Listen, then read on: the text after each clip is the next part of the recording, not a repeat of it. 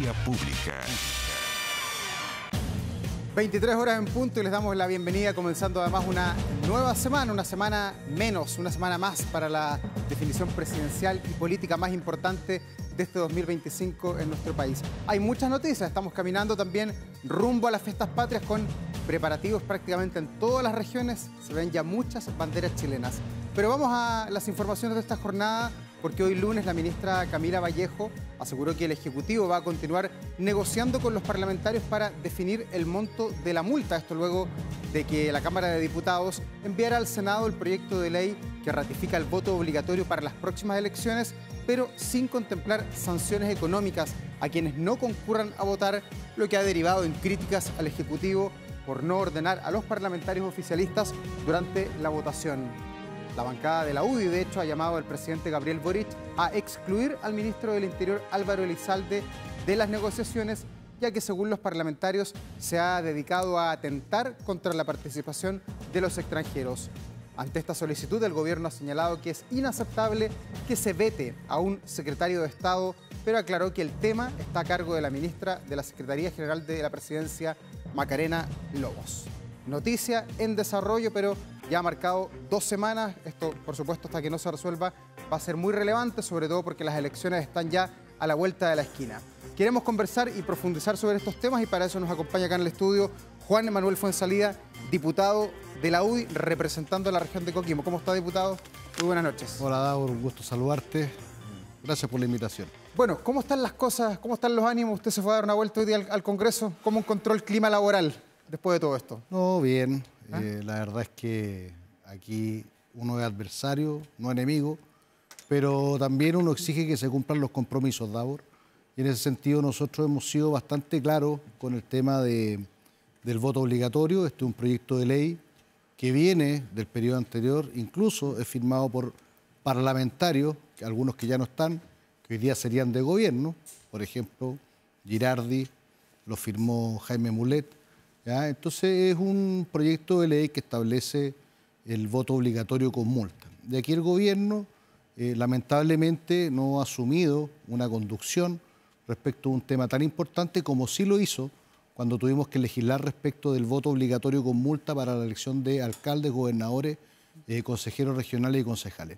Entonces uno ve la ausencia, uno ve cierta oposición por parte de algunos parlamentarios de gobierno y vemos que aquí el gobierno en sí, el Ejecutivo, no tiene un orden, no hay un liderazgo, a juicio de nosotros, del presidente para ordenar este tema y por eso creemos que hoy día hay que excluir al ministro Elizalde y que sea la ministra de las Express quien lleve adelante este proyecto y podemos sacar lo antes posible. Ya, pero ¿por qué la validan toda la ministra Lobos como interlocutora válida para este tema? Porque ella es la que aparentemente había llegado a un acuerdo con el presidente de la Cámara de Diputados la semana pasada. ¿Por qué quieren seguir insistiendo con ella? Bueno, ella llegó a un acuerdo, con el presidente. Ella fue la que lideró el proyecto de voto obligatorio con multa en las elecciones anteriores con ese misceláneo, ese fast track que se hizo, pero siempre bajo el compromiso, y aquí también estuvo quien entonces era ministro del Interior y de Seguridad Pública, el ministro Elizalde, respecto de esta reforma que se iba a establecer para que el voto quedara con multa en forma permanente para todas las elecciones. Luego Elizalde sale con el tema del voto extranjero, que hoy día, como nosotros mandamos desde la Comisión de Gobierno Interior el proyecto, quedan con, en definitiva, voto voluntario los extranjeros, ¿ya? Los chilenos habrían quedado con la multa. Pero en la medida que vamos avanzando, los compromisos los van cambiando. Y por eso creemos que hoy día ya basta. Aquí hay una ministra que es la de las Express, que es la ministra Lobos, que es la que asumió el compromiso, y esperamos que los compromisos este gobierno lo cumpla.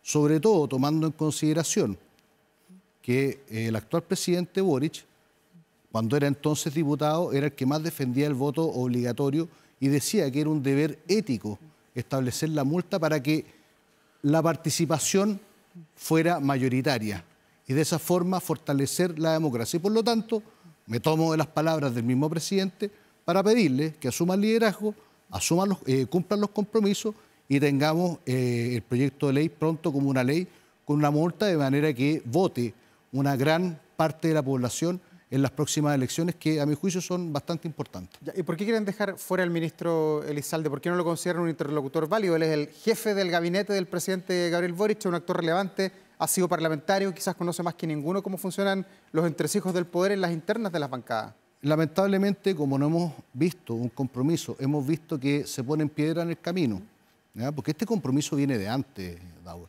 Entonces vemos que empezamos con el tema de que los extranjeros no pueden votarse, así partió. Ya, pero ese es un tema, el de los extranjeros es una cosa, no, por eso, el voto con multa es otra cosa. Es que así partió. No te olvides que esto ya se había aprobado en el Senado, hay dos proyectos. Sí. Uno que aprobamos nosotros, que es el de la Cámara de Diputados, que viene del periodo anterior, ¿ya?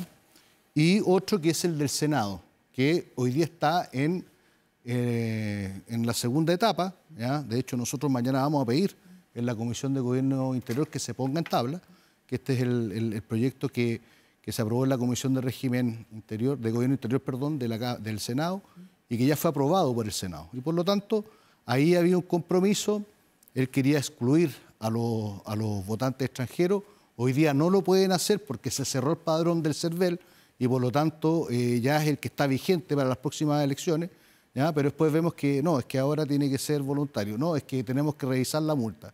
Entonces creo que ya el ministro Elizalde queda afuera y nosotros queremos hablar con el ministerio especializado, que por lo demás es el que se relaciona con el Congreso, que es la SECPRES. Ya, pero la conducción política la lleva el ministro del Interior. Sí, pero esto más que una conducción política es el cumplimiento de compromisos. ¿Ya? Aquí se comprometieron a sacar adelante este proyecto de ley, se señaló en su oportunidad cuando se discutió este misceláneo para los alcaldes y gobernadores que venía el próximo proyecto y por lo tanto nosotros ahora queremos que se cumpla y se honre la palabra por parte del gobierno. Ya, pero ¿le parece que una buena forma de hacer política el vetar a ministros de Estado, en este caso vetar al ministro Elizalde? Eso por un lado, también en el Senado vemos que los parlamentarios se están retirando de la sala cuando se comienzan a discutir los proyectos para no dar los quórum.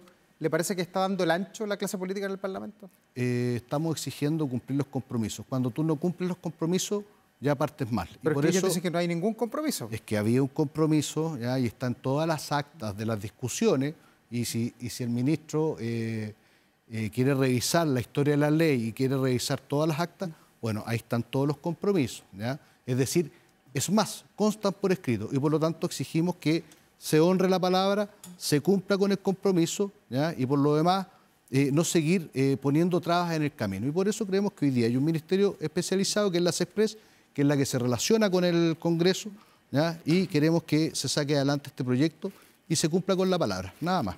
Y en la discusión de este proyecto, ya tanto en el voto con multa y en el voto de los extranjeros, ¿cuánto hay de realismo y cuánto hay de calculadora política, de lado y lado a la hora de aproximarse a la discusión? Porque quedan 70 días para la elección.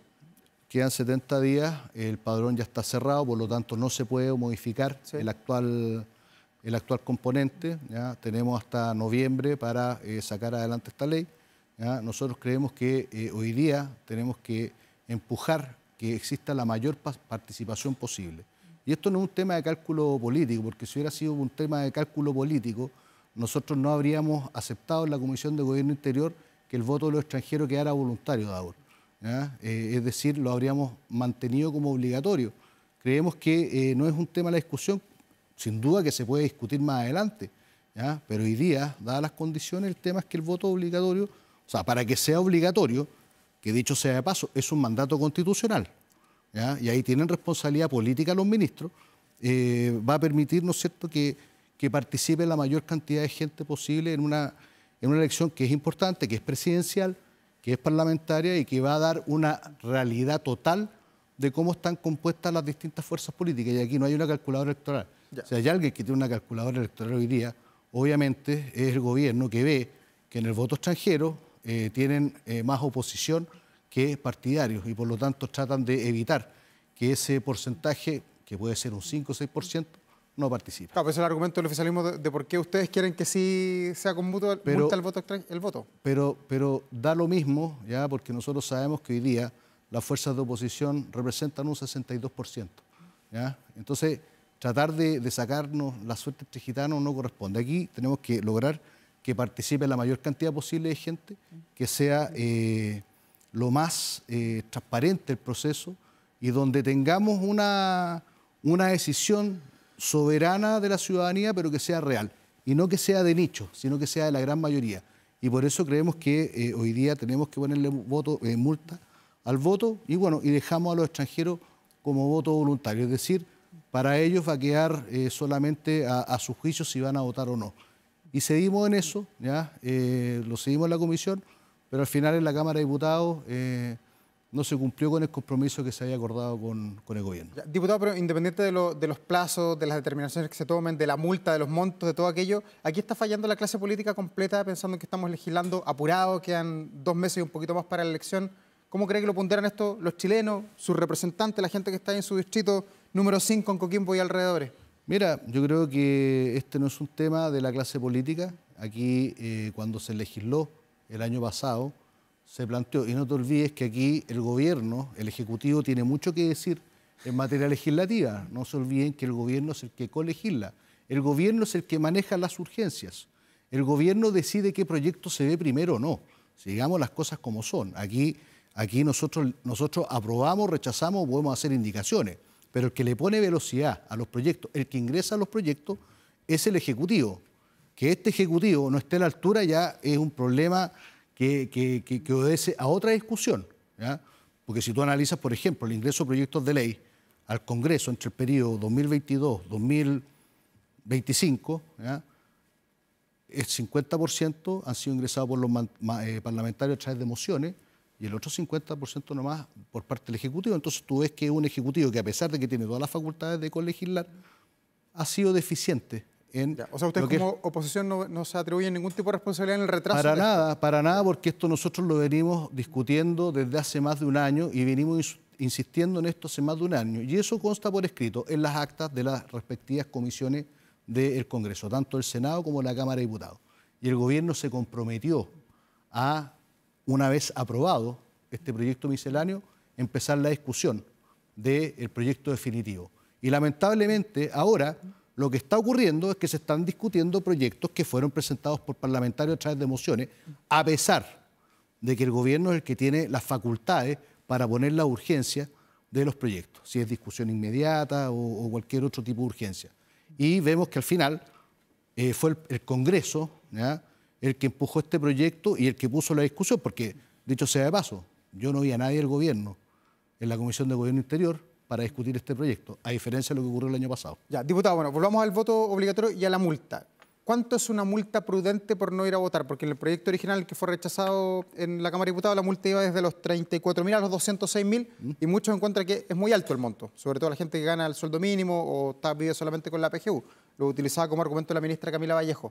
¿Cuál es la multa que para usted sería estándar para que sea disuasiva, pero que tampoco sea tan onerosa para quienes tienen poco dinero en Chile? En la última elección fue medio UTM, que es lo que se establece en este proyecto, y se establece un tope, de manera que el juez de policía local pueda determinar, se aplica el mínimo o el máximo. Todas las multas tienen que tener un rango. Un rango. ¿Ya?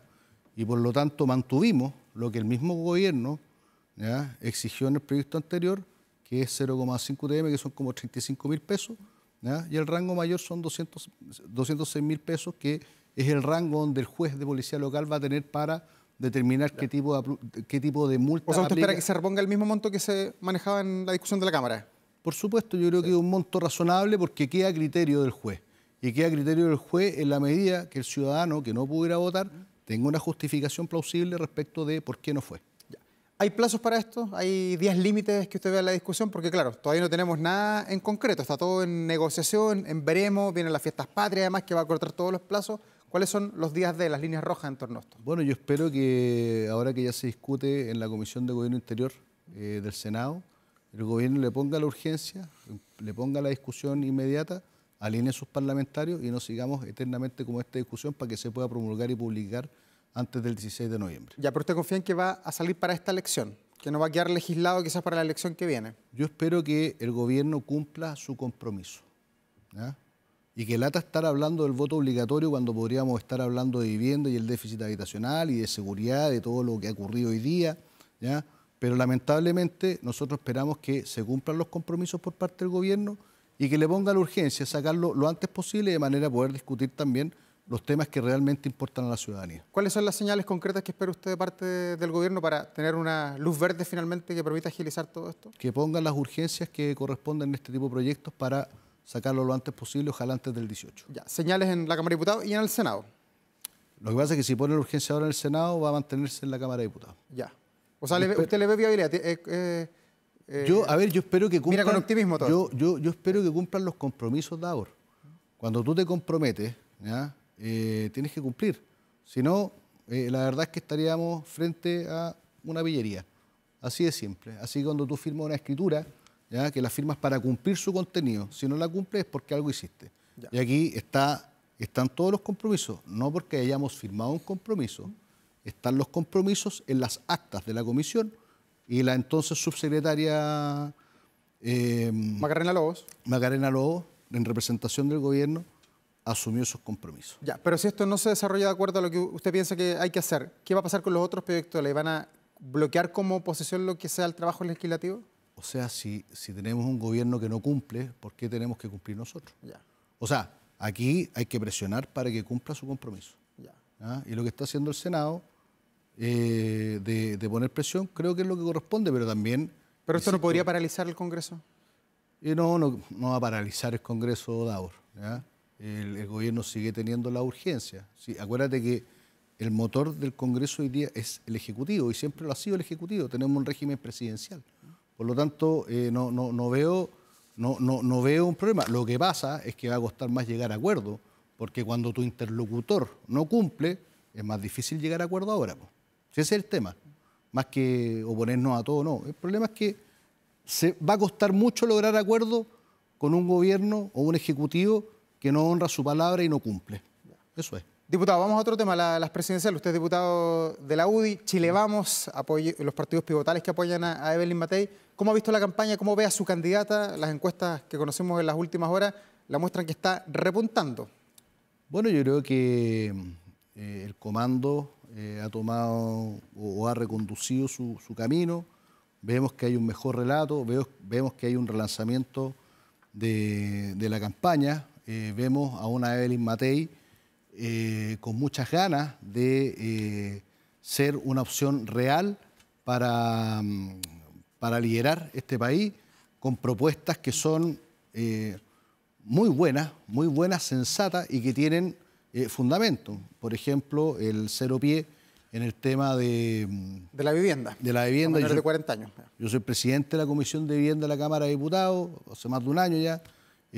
Conozco mucho el problema del déficit habitacional y sé que tenemos un problema gigantesco en todos esos jóvenes técnicos, profesionales, emprendedores entre 25 y 40 años que hoy día quedan fuera de cualquier crédito hipotecario porque no son capaces de tener el pie y por lo tanto por riesgo quedan fuera.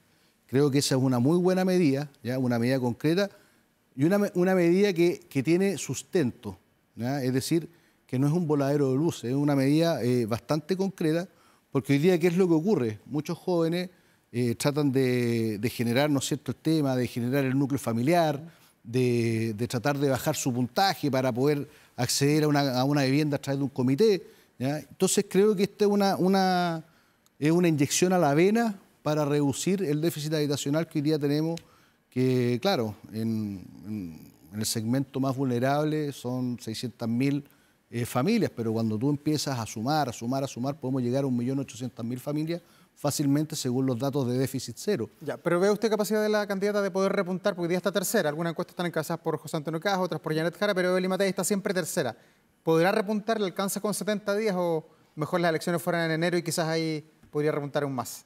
A ver, yo creo que hoy día hay un voto muy volátil. El otro día veía lo que señalaban en Panel Ciudadano, que hoy día en una semana una persona podía cambiar de dos candidatos, ¿ya? Dependiendo de las propuestas que se hacen. Y veo a una Evelyn Matei muy sólida, veo a una Evelyn Matei con propuestas claras, precisas, que obviamente puede captar a todo ese votante que hoy día está vitrineando entre los distintos candidatos. Creo que hay un mensaje claro también al centro político, ¿ya? Que hoy día había quedado un poco huérfano, y por lo tanto creo que hoy día las encuestas son una foto del momento, ¿ya? Pero que la gran encuesta va a ser el 16 de noviembre. Yo creo que ahí Evelyn Matei lo más posible es que va a estar en la papeleta en la segunda vuelta por las propuestas, por el relato, por el trabajo que se está haciendo, bueno, liderado por el senador Coloma, y creo que ha habido un cambio radical que ha permitido encauzar y tenemos una candidata hoy día que está con energía, que está con potencia, que está haciendo buenas propuestas para el país. O sea, está desordenado el comando, esa es su lectura. O sea, en algún momento hubo un desorden, sí, teníamos, por ejemplo, muchos voceros que claro. muchos criticamos el tema, ¿ya? Pero hoy día vemos que hay un camino, hay un relato, hay un rumbo claro y un relanzamiento donde el mensaje también es claro. ¿Y cuánto ayuda la llegada en masa del llamado piñerismo? Usted mismo fue intendente del gobierno del presidente Sebastián Piñera. ¿Cuánto ayuda eso? Porque claro, para algunos puede ser que se quiere ser continuador y otros dirán, bueno, hay que mantener distancia con el presidente Piñera porque los problemas de Chile hoy día son otros, no son los del 2018. Piñera fue una gran figura, ¿ya? Un estadista. El presidente Piñera, a quien a mí me tocó representar y con mucho orgullo en la región de Coquimbo como intendente, creo que deja un legado muy importante.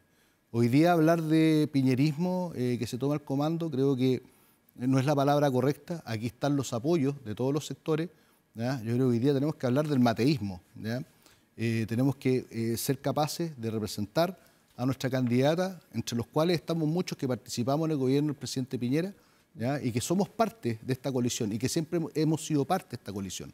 Entonces tratar de clasificar a los adherentes, dependiendo si eran piñeristas o no, yo creo que no corresponde. Nosotros estamos por un proyecto político, nosotros estamos por una propuesta al país que obviamente tiene una base bastante sólida en lo que hizo el presidente Piñera. O sea, Evelyn Matei fue ministra del Trabajo del presidente Piñera cuando se generaron 1 millón de empleos. Y esa es la propuesta que estamos haciendo para la candidatura de ella, para que en caso de salir electa, generar el 1 millón de empleos sobre la base de lo que ya hicimos justamente en el gobierno del presidente Piñera 1, 2010-2014. Claro, el país tiene que crecer al 5 o 6%, dicen los analistas. Y por eso las propuestas son crecer, ¿ya? Eliminar la burocracia. ¿Ya? Yo soy autor del primer proyecto de permisología que se ha sacado en el Congreso en la última época. Estamos trabajando fuertemente para sacar toda esa grasa, toda esa burocracia del aparataje estatal que hoy día impide tener inversiones. Y en la medida que empecemos a sacarlas, empecemos a implementar otras leyes, no nos olvidemos que se aprobó también una ley del gobierno que fue impugnada por los parlamentarios de gobierno en el Tribunal Constitucional, que nos va a permitir también impulsar aún más la inversión, eliminando todos esos procesos, toda esa burocracia innecesaria, ya que hoy día lo que hacen es, por un lado, encarecer los proyectos y por otro lado, matar los proyectos, si digamos las cosas como son. Y estamos trabajando fuertemente en esa línea, de manera que cuando asumamos como gobierno, porque a mí no me cabe la menor duda que Evelyn Matei va a ser la próxima presidenta de Chile, vamos a crecer por sobre el 4 o 5% y vamos a generar el 1 millón de empleos. Ya. Pero para eso hay que meterle gestión, ¿ya? Hay que meterle cabeza a esto, ¿ya? Y lo más importante es en ese ámbito sacar toda esa grasa, toda esa burocracia que hoy día entrampa. Y por otro lado el tema de la seguridad, que creo que Evelyn Matei tiene propuestas bastante sensatas y bastante buenas. Oiga, y para que Evelyn Matei sea presidenta de la República, como es su deseo, de acuerdo a lo que usted acaba de decir, ¿qué tan importantes son los debates? Esta semana tenemos el primer debate televisivo, van a estar todos los candidatos, va a haber interpelación, hay mucha incertidumbre y expectación también. ¿Es importante el debate televisivo esta semana? Sí, pero más que deseo, lo estamos decretando, Davor. Lo vamos a decretar, que Evelyn va a ser la próxima presidenta de Chile. Sí. Son muy importantes. ¿Con quién conversamos? Todos quieren a su candidato, así que... Son importantes, yo creo que la ciudadanía se informa, ve cuáles son las propuestas, quién tiene más contenido, quién tiene más sustento. Porque hoy día es re fácil tirar un titular al voleo, ¿ya? Y decir cualquier cosa. Entonces creo que es importante en los debates el poder ir un poquito más allá, preguntar un poquito más allá. Y ahí ver quién es el que está mejor preparado, quién tiene mejor equipo, quién tiene mejores propuestas. Y no me cabe la menor duda, y ya lo vi cuando a Evelyn Matei le tocó debatir, cuando fue candidata al 2013 contra Michelle Bachelet, que Evelyn Matei va a tener propuestas y va a demostrar, ¿ya?, la gobernabilidad que va a necesitar este país para el próximo periodo. ¿Y Evelyn Matei en el debate tendría que ir nuevamente al choque con José Antonio Kast? ¿Tienen que ir a la pugna, a la fricción entre ellos? Yo creo que Evelyn Matei, desde hace rato que está planteando sus propuestas, está mostrando lo que quiere para su campaña, ¿ya? Está demostrando la energía que le quiere colocar a su campaña, ¿ya? Y en eso yo no he visto que esté criticando a José Antonio Kast. Por lo tanto, pero un par de semanas en que se hubo varias críticas. De hecho, en el tema de los bots, ¿se acuerda usted hace un par de semanas? es que acuérdate que con los bots... Hizo la denuncia. A ver, cuando vimos el tema de los bots y de los fake, ¿ya? Fue realmente vergonzoso. La trataron de que la bajaban. La trataron de que tenía Alzheimer. Modificaban sus videos para demostrar una cierta falta de memoria. Eso va a ser trampa. Eso va a ser trampa en política. En política tú tienes que tener ideas, tienes que tener propuestas. Y obviamente que molesta cuando tratan de generar una realidad paralela a través de las redes sociales que no es tal. Y le pasó también a Johannes Kaiser. Si no nos olvidemos que a Johannes Kaiser en las redes le tiraron hartas cositas que uno veía y no entendía. Yo me toca compartir con Johannes en el Congreso y la verdad es que no me calzaba lo que salía en las redes versus lo que es él. Entonces, eso ya pasó. Hoy día estamos enfocados en el nuevo relato, en el relanzamiento de la campaña, en la energía que le está poniendo Evelyn a su campaña y por lo tanto creo que en el debate tiene que demostrar cuáles son sus propuestas, cuáles son las soluciones que le va a dar el país, ¿ya? Y cómo lograrlo, porque esto, lo quieran o no, ¿ya?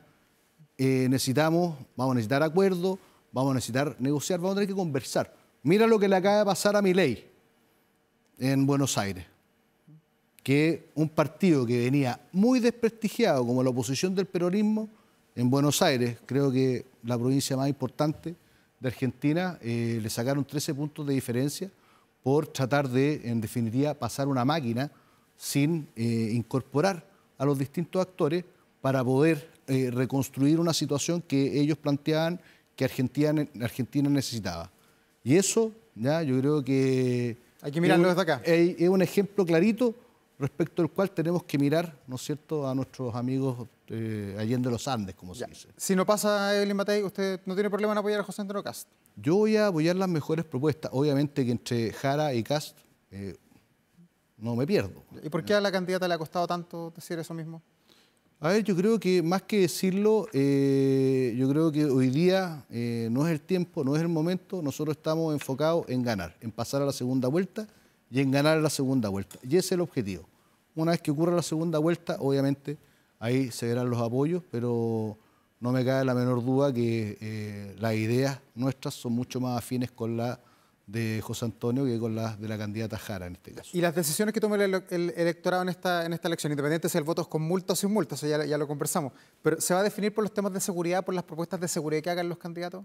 Seguridad y reactivación económica, Davor. Yo creo que hoy día tenemos un problema serio en materia de seguridad, tenemos un problema serio en materia de crimen organizado, que yo lo vengo denunciando desde el 2022.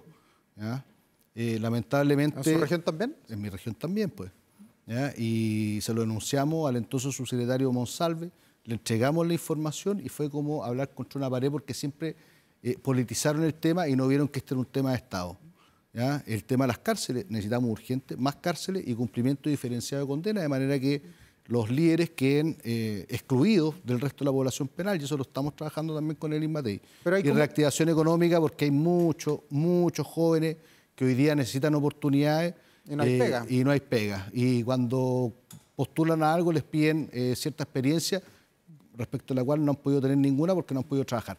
Reactivación económica, seguridad, ese es el gran desafío y para eso se necesita gestión, soluciones. Y ahí yo creo que Evelyn Matei y el equipo que está detrás de Evelyn Matei es mucho más potente que cualquiera de los candidatos que hoy día podría estar, ¿no es cierto?, o va a estar en la papeleta en noviembre. Ya, pero ¿usted cree que la gente mira eso a la hora de votar o el más duro gana? Porque las propuestas son los titulares finalmente y quizás no todos hacen el doble clic como lo hacemos la prensa y lo hacen la gente del mundo político. Y para eso son importantes los debates, ¿ya? Pero debates serios donde se vaya un poquito más allá del titular. Es decir, si alguien dice un titular muy bonito, que explique cómo lo va a hacer, de manera de no tener los problemas futuros por la falta de compromiso y el seguir ensuciando lo que es la política por titulares que al final del día terminan siendo muy populistas y poco sensatos. Optimista lo veo para de aquí al miércoles. Estuvimos con Evelyn Matei el jueves y el viernes en mi región y la verdad es que la recepción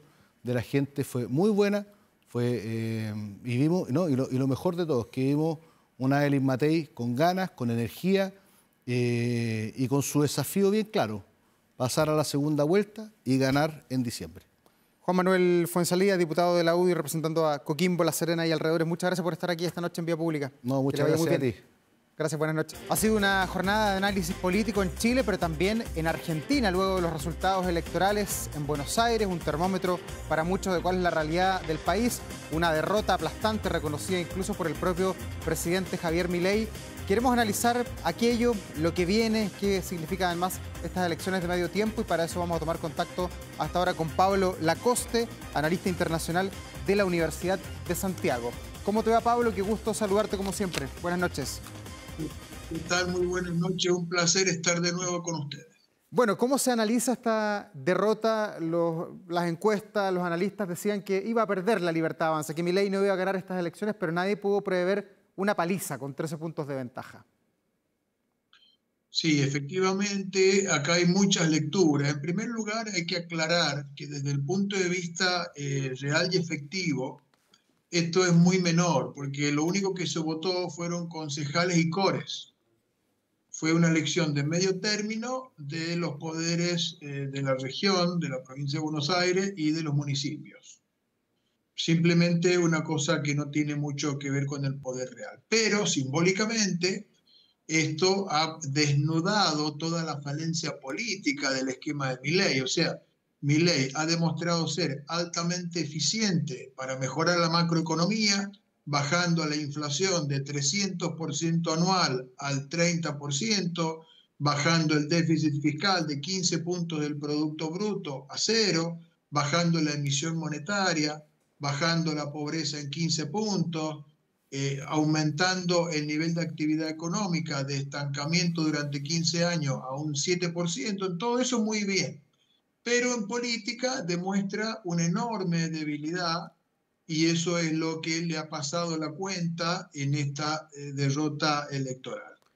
Pero también tenemos que ser prudentes, porque fíjense, en esta misma elección hace 2 años, Kicillof sacó lo mismo que sacó ahora, 46 puntos. La izquierda dura, los trotskistas, sacaron lo mismo, 4%. Y Milei subió del 24 al 34. O sea, Milei ha subido 10 puntos con relación a la elección de hace 2 años atrás. Ya. Pero eso es insuficiente y por eso se cayó la bolsa 22%, subió el riesgo país, subió el dólar y una serie de efectos negativos. Ya, Pablo, pero tú no haces la lectura de que esto que pasó ayer en Buenos Aires, que es la capital de la nación argentina, sea un reflejo, una pequeña radiografía, un termómetro de lo que está pasando en todo el país y que se pudiera repetir además en las próximas elecciones del próximo 26 de octubre? Bueno, a ver, eso es desproporcionado. Ya. Efectivamente, la provincia de Buenos Aires representa el 37% del padrón nacional, pero es el gran búnker de los kirchneristas. Es como acá en Chile, Las Condes, el búnker de Chile Vamos, ¿verdad? Entonces, ahí siempre gana el peronismo. Gobierna eso desde tiempos inmemoriales. Gobierna esa provincia, es casi invencible, gobierna todos los municipios que están ahí, tiene un asistencialismo, una enorme red de trabajadores sociales al servicio de ese proletariado urbano marginal, de ese conurbano bonaerense, que es gigantesco. Pero en otras provincias el kirchnerismo, no sé, Mendoza saca un 15% con suerte. Hay muchas otras provincias donde no tiene este peso porque no tiene este aparato. Ya. Entonces no podemos traspolar esto, ¿no? Como le dije, hace 2 años, ahí Milei sacó el 24%, mientras que en el resto del país sacó el 30% en primera vuelta. Y luego subió al 54%. Bueno, ahí es donde ahora tiene que ir viendo cómo va a ser para cambiar esta falencia política, para revertir y dar vuelta a esto en los próximos 50 días, ¿no? Ya. Pablo, y yendo a las causas de esta derrota, tú dices que era esperable, que Buenos Aires además no es el termómetro de Argentina, estoy tomando nota de la reflexión que tú nos haces en torno a lo que pasó el día de ayer, pero ¿cuánto ha influido en la decisión del votante el escándalo por el que está atravesando la presidencia de la República, la hermana del presidente Javier Milei? ¿Y cuánto ha influido lo que decían ayer muchos de los argumentos del discurso, el plan motosierra, que se olvidó de los jubilados, que se olvidó de los discapacitados, que se olvidó de los pobres, Javier Milei? Bueno, a ver, el plan motosierra tenía como objetivo recuperar el equilibrio fiscal perdido y bajar la inflación.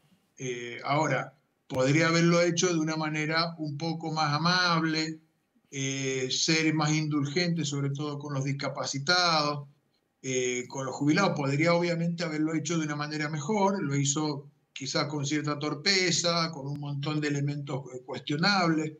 Lo de la corrupción es raro, porque a los kirchneristas hablando de corrupción es como a los pinochetistas hablar de derechos humanos. Ellos son los reyes por excelencia de la corrupción. Su jefa espiritual tiene la casa por cárcel por hechos de corrupción millones de veces más graves que esto, que es meramente una denuncia que grabaron hace 1 año y medio una conversación en un bar a este señor español que se ganó la confianza de Milei, mostrando la vulnerabilidad que tiene Milei de recibir en su cercanía gente de esta calaña, como este señor que ha sido operador político de los kirchneristas durante muchos años, de Mario Ischia, de Massa, etcétera, etcétera.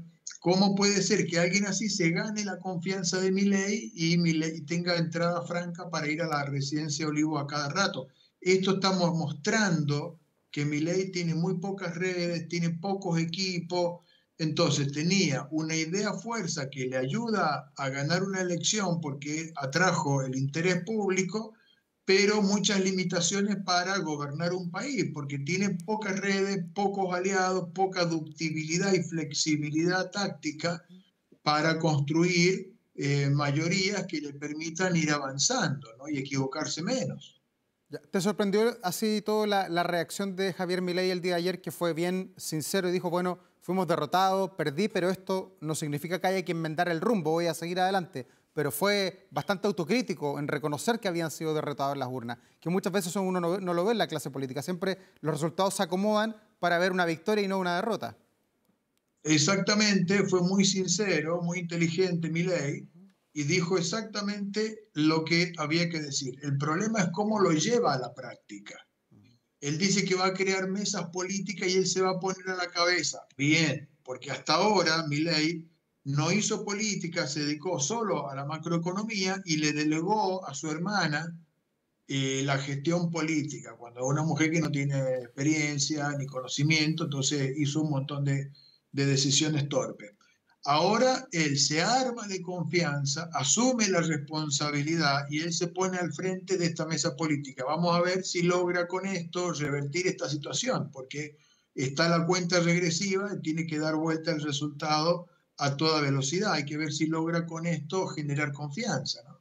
Ya, eso de aquí al 26 de octubre, ese sí va a ser el gran referéndum para su mandato.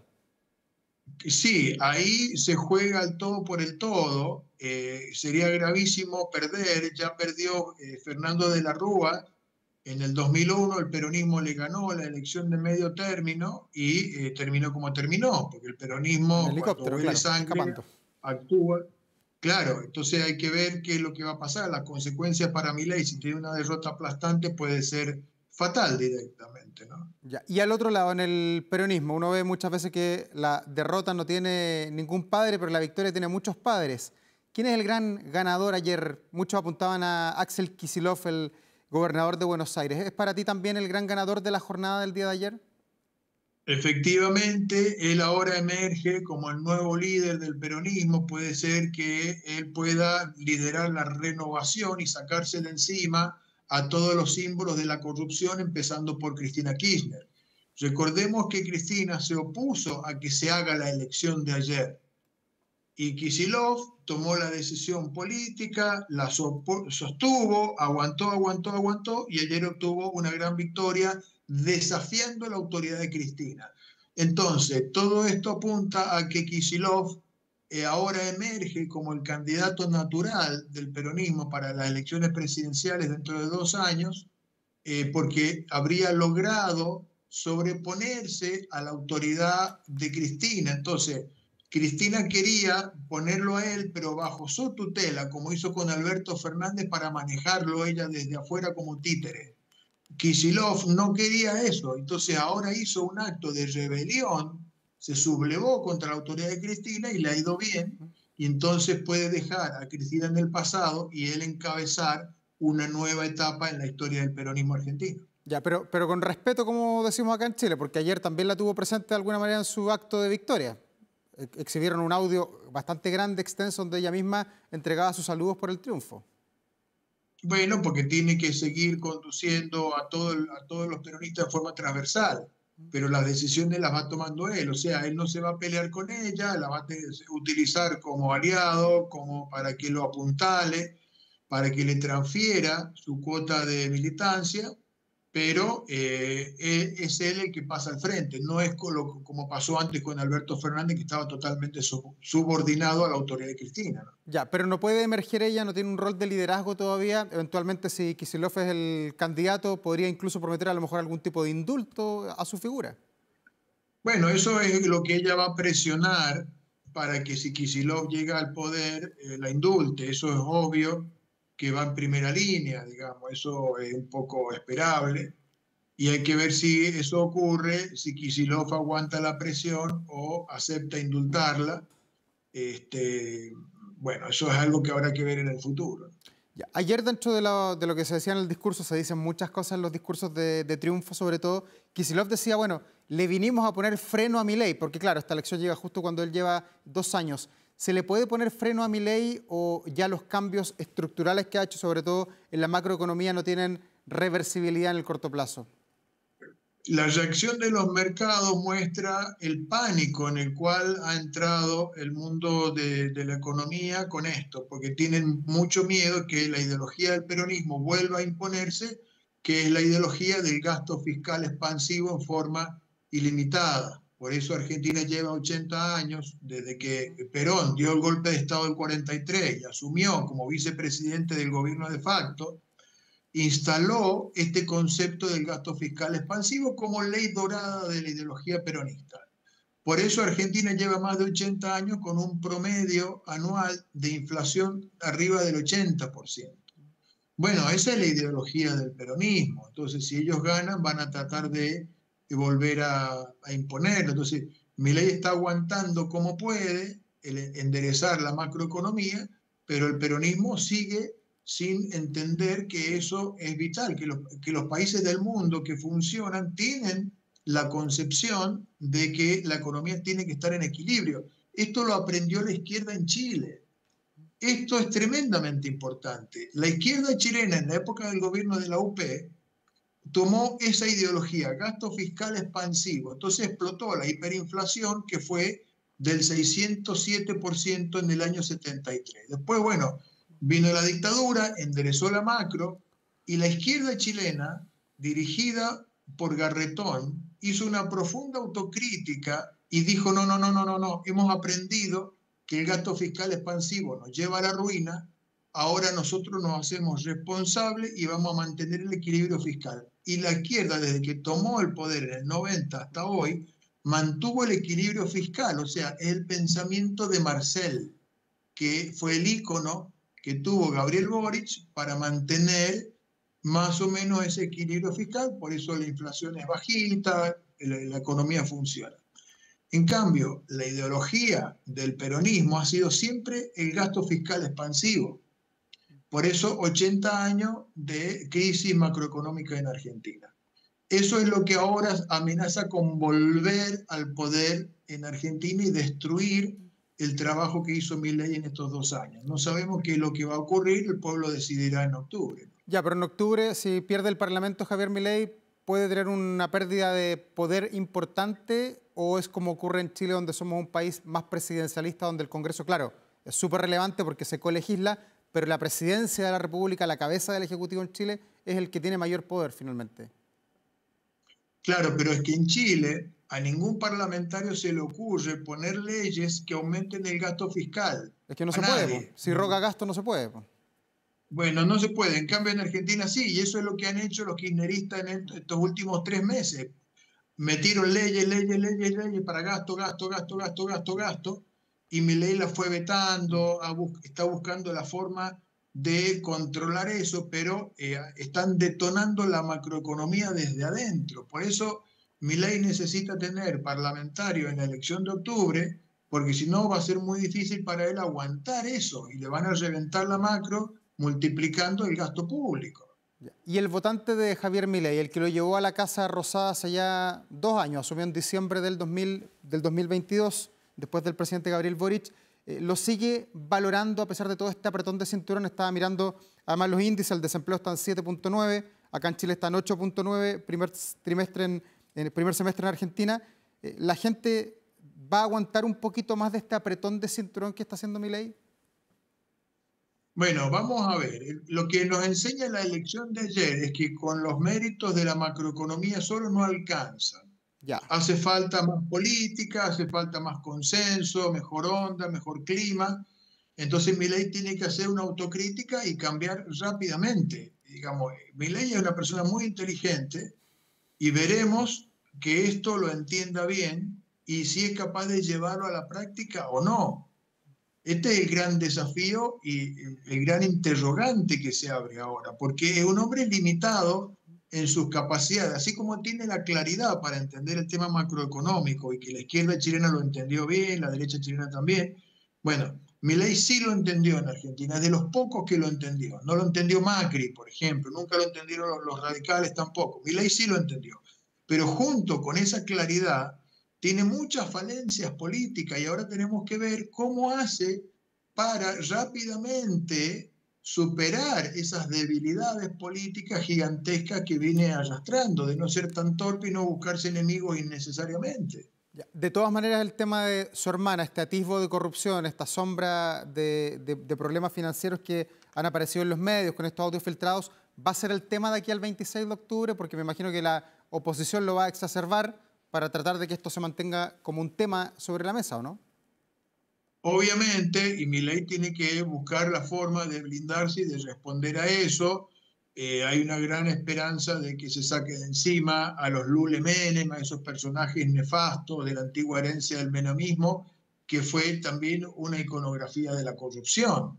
Entonces, ¿para qué necesita rodearse de esa gente? Es un poco extraño, ¿no? ¿Por qué tiene que meterse en ese inframundo tan oscuro? ¿Por qué no trabaja de una manera un poco más normal, apoyarse más en Guillermo Franco, que es una persona mucho más sólida, más creíble, predecible? Entonces, bueno, acá lo que vamos a ver, y esto se va a estudiar en los libros en el futuro, es esta velocidad que tenga Milei para hacer una autocrítica profunda y dar respuestas concretas que le permitan recuperar la credibilidad a toda velocidad, porque tiene 50 días para dar vuelta a este resultado. ¿Y qué es lo que más pondera el votante argentino hoy? Tú que vives en Chile sabes que hoy día las encuestas muestran que acá en Chile la gente lo que más pondera es la seguridad. Esa es la propuesta que más estás escuchando de los candidatos, ya sea al Parlamento o a la Presidencia de la República. En Argentina, ¿qué es lo que se pondera? ¿La seguridad, la economía, la corrupción?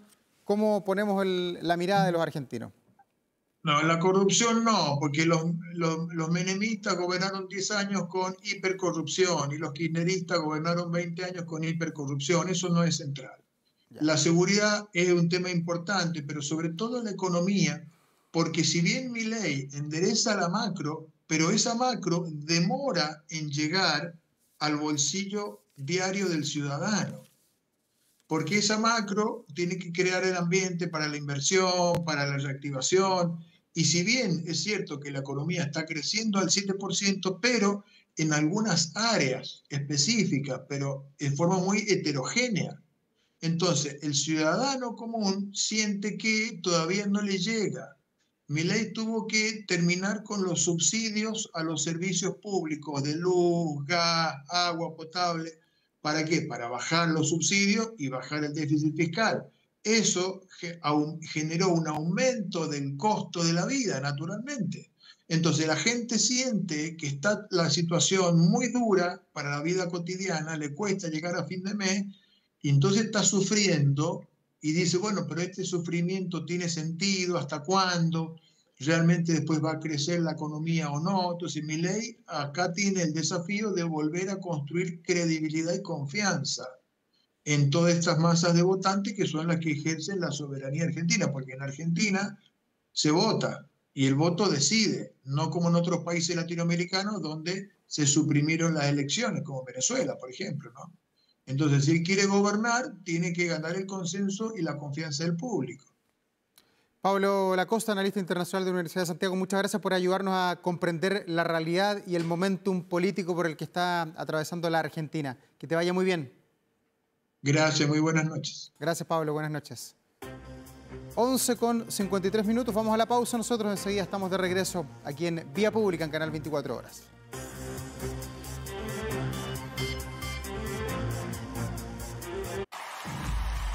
11 de la noche con 56 minutos, ya estamos de regreso en este Vía Pública, con ánimo, partiendo la jornada. Tuvimos conversaciones políticas y luego el análisis de lo que pasa en Argentina, siempre tan distinto a nosotros.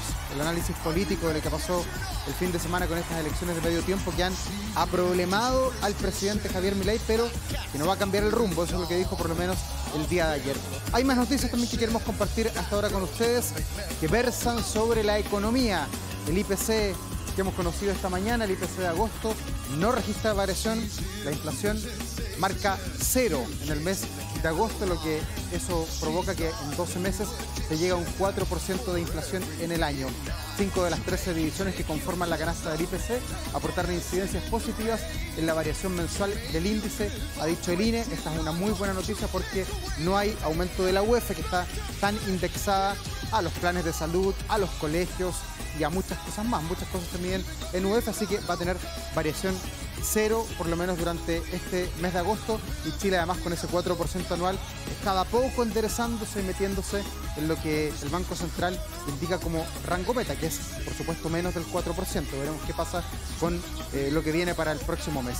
Pero veamos de inmediato cómo están las temperaturas a esta hora, cómo parte esta segunda semana de septiembre.